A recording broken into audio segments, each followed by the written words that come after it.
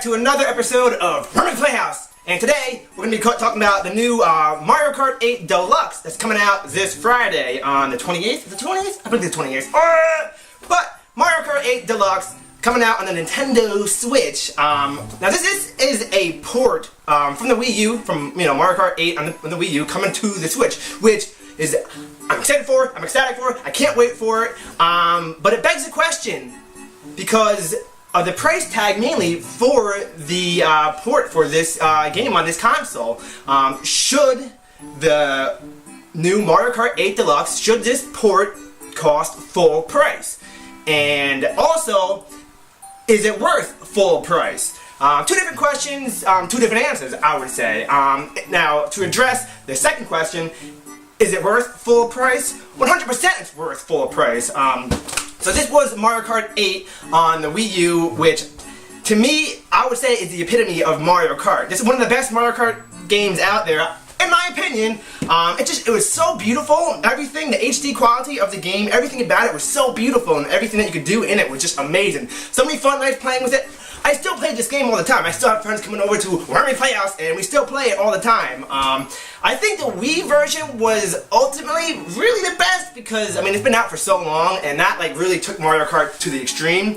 But everyone was good, back on the GameCube and the SNES, they're all great, but the Wii U version, I absolutely adored. However, there are some minor things about it that weren't as great, mainly the battle mode. Battle mode wasn't that great, it wasn't fully there. The battle mode where normally you would have a huge arena and you could go around fighting each other in the arena.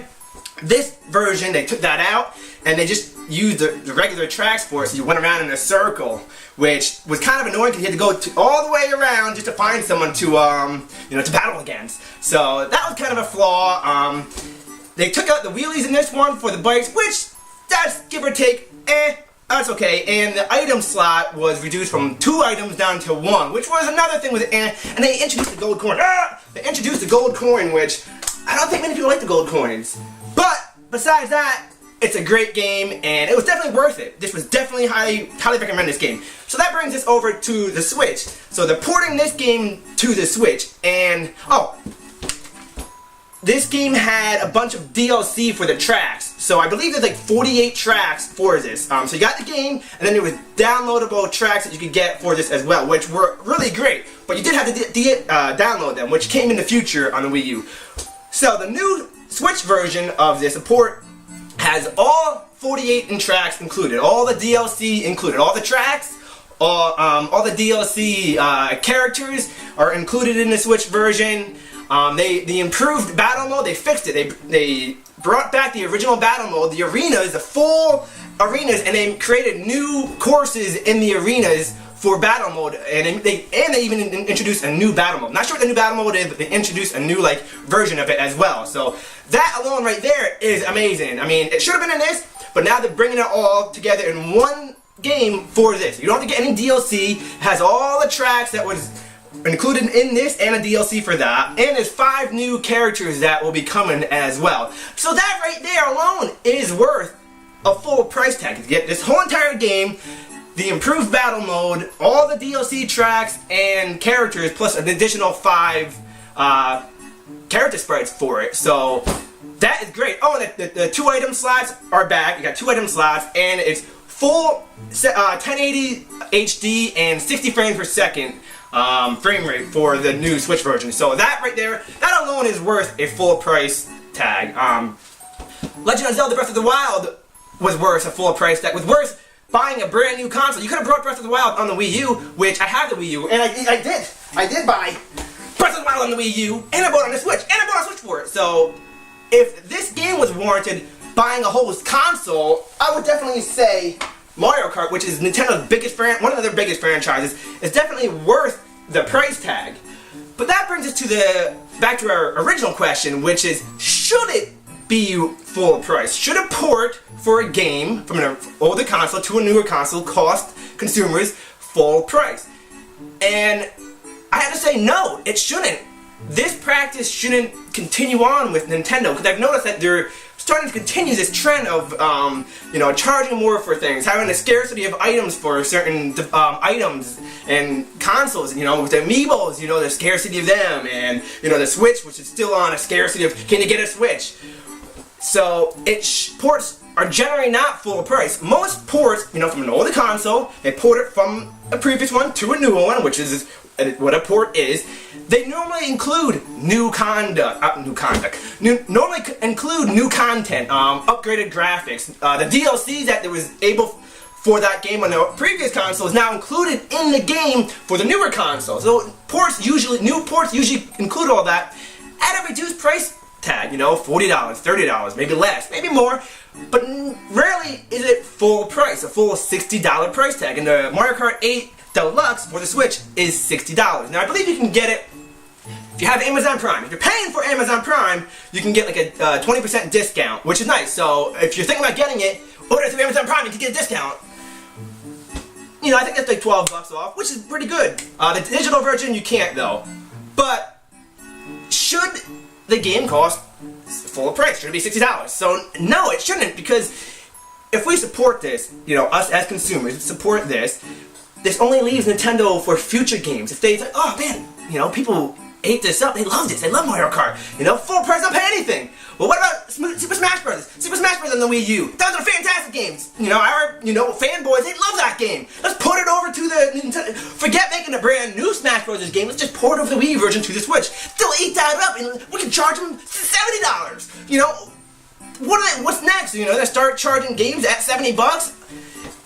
It's gonna, there's gonna be a certain trend going on, I mean, instead of us getting a brand new Smash Bros. Game, we're just gonna get the ported over version of Wii U, which granted, yeah, maybe a lot of people didn't get that version because a lot of people didn't buy the Wii U. But it's still a port from a previous console to a newer one, and it shouldn't be full price, even if there's additional, content, DLC on it, or, updated graphics or anything. A lot of people are saying, well, you don't need this, sell your Wii U version, put the money towards the Switch version, and there you go, you'll save some money right there. Okay, well, to answer that, they bring Super Smash Bros. Over. Should I sell my Smash Bros. Wii U version to help cover the port version? What if they port over Wii games? What if they port over GameCube, Nintendo 64, SNES games? What if they make ports of all older games? Should I sell off my whole entire collections to pay for the port versions to the Switch? No! You shouldn't!